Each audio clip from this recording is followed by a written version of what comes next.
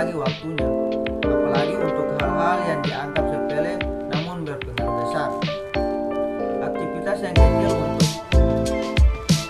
namun membawa pengaruh besar tersebut yaitu mencuci pakaian. Bila dipikir dan banyak orang di kota besar yang biasanya membagi waktunya untuk mencuci pakaian sendiri, sejak pergi sudah bergelut dengan pekerjaannya, pulang dari kantor sudah larut malam dan hanya ada satu di bentuk pikiran yaitu istirahat. Selain pekerja, banyak juga pelajar atau anak kos yang dapat menyisakan waktunya untuk mencuci pakaian, khususnya para mahasiswa, sehingga mereka memiliki jasa laundry untuk mengatasi masalah tersebut. Baik konsumen maupun pemilik, mereka saling diuntungkan. Bagi konsumen, biaya yang dapat dikeluarkan sebanding dengan hasil yang diperoleh. Terlebih biaya tersebut, jasa laundry juga relatif murah sesuai kantong mahasiswa yang merupakan pangsa besar tersebut untuk laundry di Gorontalo. Bagi pengusaha laundry sama merasa diuntungkan juga karena dengan harga yang terjangkau dapat menarik konsumen yang begitu banyak. Maka tidak heran bahwa bisnis laundry merupakan bisnis yang menggiurkan dan tidak ada matinya.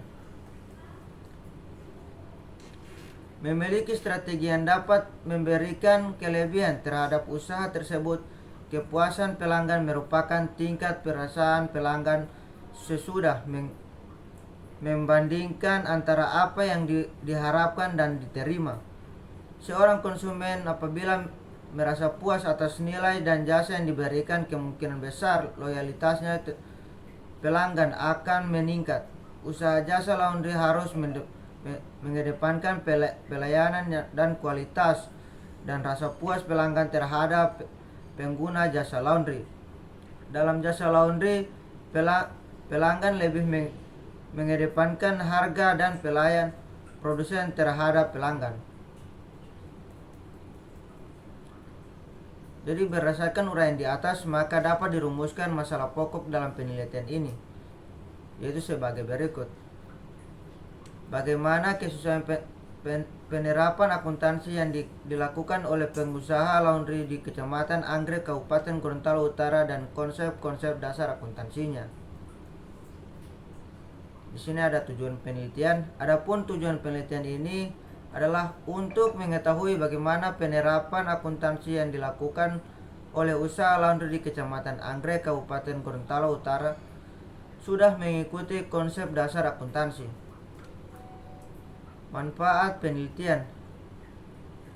Jadi manfaat dari penelitian ini adalah bagi penulis dapat menambah wawasan dan mengaplikasikan ilmu yang diperoleh selama proses perkuliahan antara teori dan praktek yang dapat selama ini. Selanjutnya, tinjauan pustaka. Dengan berkembangnya akuntansi mengalami beberapa kali perumusan yang masing-masing dibedakan oleh penekanannya. Pengertian akuntansi menurut AICPA. Jadi menurut American Accounting Association, proses akuntansi adalah memiliki prosedur identifikasi, mengukur dan memberikan informasi keuangan yang berguna dalam pertimbangan dan pengambilan keputusan yang akurat bagi pemakai informasi keuangan. Pengertian akuntansi lainnya adalah suatu sistem informasi yang mengukur aktivitas bisnis, memproses data menjadi laporan keuangan, dengan mengkomunikasikan hasilnya kepada pengambil keputusan yang akan membuat keputusan yang dapat mempengaruhi aktivitas bisnis. Sedangkan menurut Sumarsan 2013.1 dalam bukunya, akuntansi adalah seni untuk pengumpulan data, pengidentifikasian dan pengelompokan guna mencatat kegiatan ekonomi yang berkaitan dengan kejadian keuangan sehingga dapat membuat produk laporan keuangan yang berguna bagi informasi keuangan dan dapat dipakai bagi pihak yang memiliki kepentingan. Dalam beberapa definisi akuntansi di atas dapat diambil kesimpulan bahwasanya akuntansi merupakan salah satu aktivitas perusahaan yang dimulai dari proses pencatatan sampai kepada proses penyajian kepada pihak yang membutuhkan dalam rangka pengambilan sebuah keputusan. Yang selanjutnya metode penelitian. Yang pertama ada waktu penelitian. Waktu yang digunakan untuk peneliti dilaksanakan sejak tanggal dikeluarkannya izin penelitian ini dalam kurun waktu 3 minggu, yaitu pada tanggal 4 April sampai dengan 30 April 2023. Pengumpulan data 1 bulan, pengolahan data yang meliputi penyajian dalam bentuk laporan. Yang kedua ada sumber data. Yang pertama, sumber data primer. Data primer adalah pengambilan data dengan instrumen pengamatan wawancara, catatan lapangan, dan penggunaan dokumen. Sumber data primer merupakan data yang diperoleh langsung dengan teknik wawancara informan atau sumber langsung. Sumber primer adalah sumber data yang langsung memberikan data kepada pengumpulan data. Adapun dalam penelitian ini sumber data primer adalah pemilik usaha. Yang berikut sumber data sekunder. Sumber data sekunder adalah data yang digunakan untuk mendukung data primer, yaitu melalui studi observasi, wawancara, dan dokumentasi yang berhubungan dengan objek yang akan diteliti pada penelitian ini. Data sekunder adalah berbagai informasi yang telah ada sebelumnya dan dengan sengaja dikumpulkan oleh peneliti yang digunakan untuk melengkapi kebutuhan penelitian. Yang ketiga ada teknik pengumpulan data.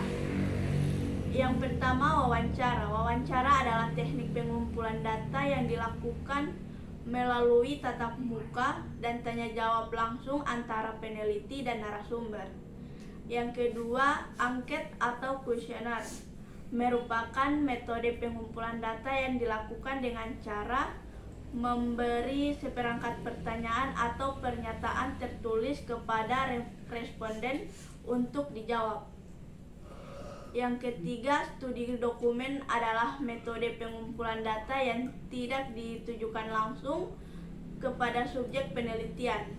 Studi dokumen adalah jenis pengumpulan data yang meneliti berbagai macam dokumen yang berguna untuk bahan analisis. Yang berikut, yang keempat, teknik analisis data.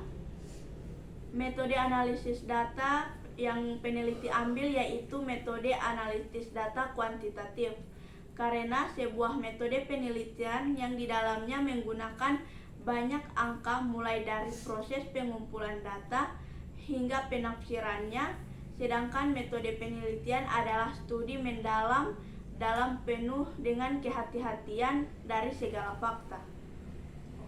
Berikutnya ada media promosi seperti spanduk, brosur, papan nama. Harga satuan 370, total harga 370. Ada juga hanger dan jepitan dengan jumlah 15 pak. Harga satuan 15.000, total harga 250. Ada tali timbang 100 meter dengan harga satuan 1.000, total harga 100. Ada rak besi siku jumlah 1 buah, harga satuan 650, total harga 650. Dan peralatan listrik seperti roll, terminal lampu, dan kabel. Harga satuan 250.000, total harga 250.000. Total dari keseluruhan adalah 15.393.000. Berikutnya ada operasional per bulan. Yang pertama ada deterjen dengan banyak 25 kg, harga satuan 10.000, total harga 250.000. Yang kedua, pelicin setrika sebanyak 10 botol, harga satuan 10.000, jumlah 100.000. Yang ketiga, plastik dengan banyak 6 roll isi 100, harga satuan 30.000, total harga 180.000. Berikutnya, plester besar dengan banyak 1 buah, harga satuan 10.000, total harga 10.000. Dan ada label dengan banyak 2 pak, harga satuan 5.000, total harga 5.000. Berikutnya, alat tulis dengan harga 20.000, tas kresek 10 bungkus, harga satuan 5.000, total harga 50.000. Listrik dengan harga 350.000. Softener tambah bibit parfum sebanyak 6 liter, harga satuan 20.000, total 120.000. Dan yang terakhir, sewa tempat 500.000 dan transportasi 1 liter per hari 5.000, total harga 150.000. Berikutnya, upah pegawai sebanyak 2 orang 500.000, total 1 juta, dan biaya lain-lain 500.000. Jumlah dari keseluruhan yaitu 3.240.000. Rencana pengembangan dan investasi. Keuntungan yang diperoleh dari usaha adalah pendapatan bulan 1.600 kg kali 3.000 sama dengan 4.860. Pada bulan kedua, 1.890 kg kali 3.000 dengan total 5.670. Berikutnya, biaya operasional di bulan pertama 3.240 dan di bulan kedua 4.610. Dan keuntungan yang diperoleh bulan pertama 1.620, bulan kedua 2.430. Keuntungan tersebut digunakan untuk pengembalian modal 25% dengan harga 405 pada bulan pertama, dan bulan kedua 607.500. Dan pengembangan usaha 20% pada bulan pertama 324.000 dan bulan kedua 486.000. Lalu digunakan untuk tabungan 20% di bulan pertama 324 dan di bulan kedua 486. Sisa laba di bulan pertama 567 dan di bulan kedua 850.500. Dengan menyisihkan 25%, diperkirakan pengembalian modal sekitar 18 bulan. Referensi yang kami peroleh ini yaitu Laundry Azahra di alamat Desa Tolongio, Kecamatan Anggrek, Kabupaten Gorontalo Utara. Nama karyawan pada laundry tersebut Putri dan Indah.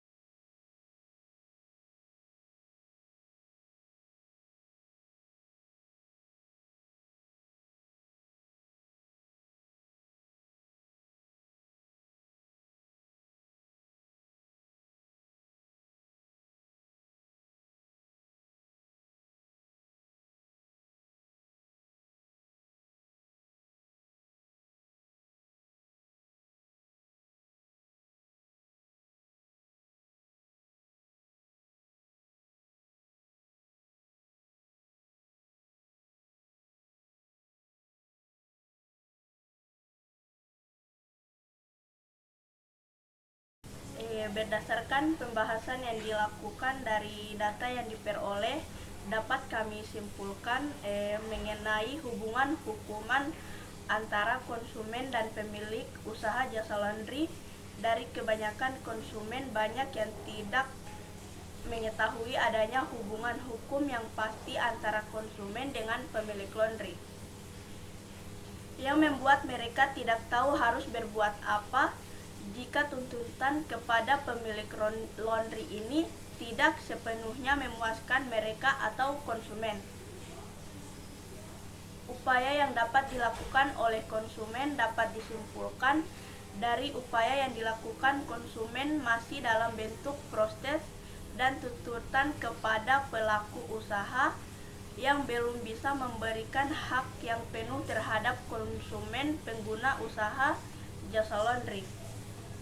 Belum ada yang berani melaporkan kasus-kasus ini kepada lembaga atau badan-badan atau yayasan yang bertugas sebagai pelindung dalam sengketa antara konsumen dan pemilik usaha.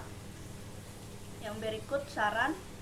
Yang pertama, bagi pemilik usaha jasa laundry, pelaku usaha laundry di Kelurahan Tolongiu, Kecamatan Anggrek, hendaknya lebih mementingkan kepentingan konsumen dan harus lebih mengerti hak dan tanggung jawab sebagai pemilik usaha. Yang kedua, bagi pengguna jasa usaha laundry, konsumen berhati-hati dalam memilih jasa-jasa yang dimanfaatkan untuk menanggulangi segala permasalahan yang dihadapi demi menghindarkan dari kerugian-kerugian yang besar. Yang berikut batasan penelitian. Agar penelitian ini lebih terfokus dan tidak meluas dari pembahasan yang dimaksudkan, maka proposal ini membataskan ruang lingkup penelitian kepada pemilik usaha jasa laundry serta bagi para pengguna jasa laundry.